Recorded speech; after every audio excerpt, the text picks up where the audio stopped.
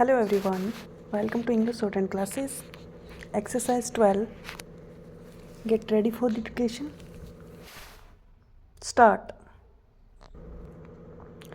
I would provide them with adequate training to learn about how to look after children and younger babies.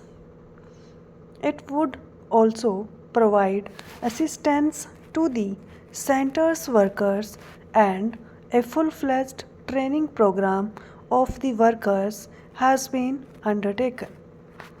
Because this was a new scheme and because it involved the cooperation of a very large number of agencies, it was felt that let the systems be worked out in a small number of blocks, and we have chosen 35 blocks.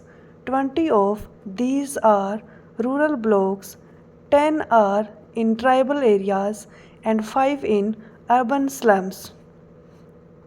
This program is being tried out, and government would like to expand this scheme to a very large number of other blocks so that we are able to cover, hopefully by the 7th plan period, every block in the country.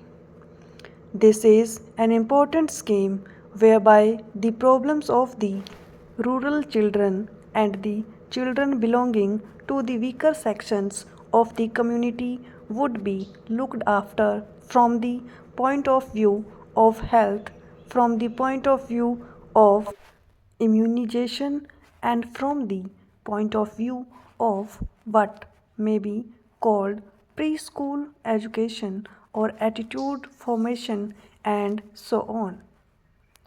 This program, I am glad to say, has evoked proper response. We invited the medical colleges, and I am glad to say that 27 medical colleges have responded to our invitation.